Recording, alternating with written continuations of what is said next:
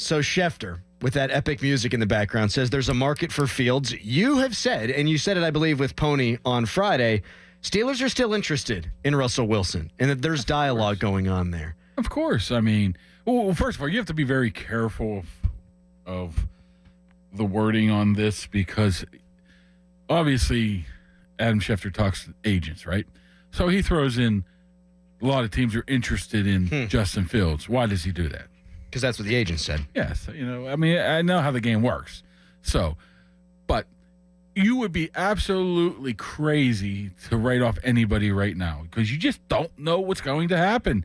I mean, if Justin goes and you have nothing else, of course you want Russell back.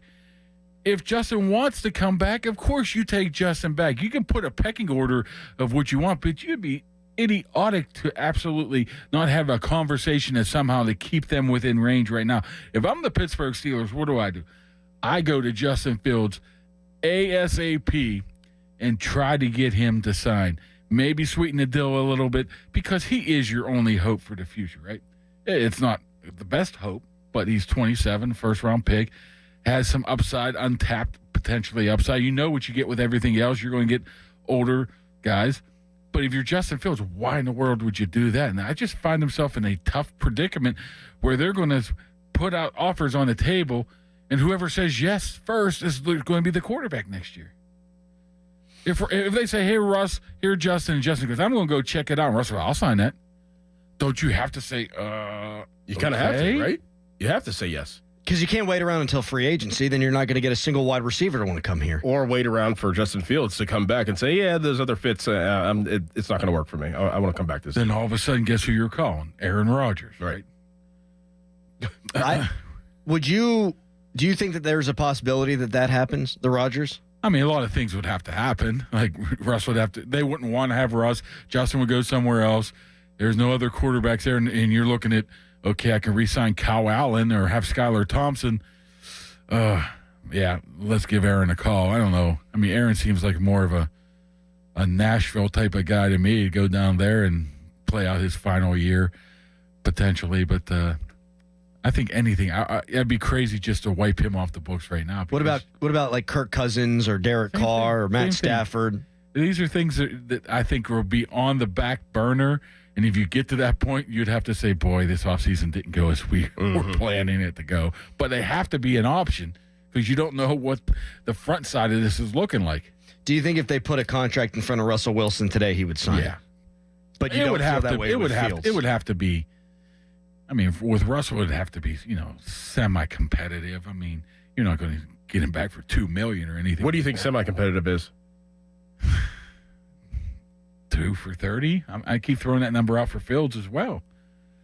I mean, that's a little bit more than backup money, right? In the NFL. Mm-hmm. So, I mean, that would be fair. I mean, try to get out of it after a year. But if you're Russell Wilson, do you really want to go somewhere else if you had another? If you're Russell and you have this choice of starting it all over again somewhere else to try to win a title, or come back here and just maybe add some pieces. You're Russell Wilson. You want to come back yes. here. This might be his only place, but... What's your understanding, because you were the first guy to report what was going on between Arthur Smith and Russell Wilson. What is your understanding of what was actually going on there? Yeah, I mean, I trust everything Jerry wrote, Dulac. I mean, we just don't make stuff up in thin air and just put it out there. It's just not like... We don't have a history of doing that, and myself with that, and of course Jerry. So whatever he said, I'm sure it's absolutely true. I didn't hear specifics. I've heard those two didn't get along as well as they should, maybe more than you might have let on, or I let on of getting along. But I don't think Arthur Smith is the one going to be making decisions on who the quarterback is next year either. So I don't think it matters one way or another with if him. he was, who do you think he'd want?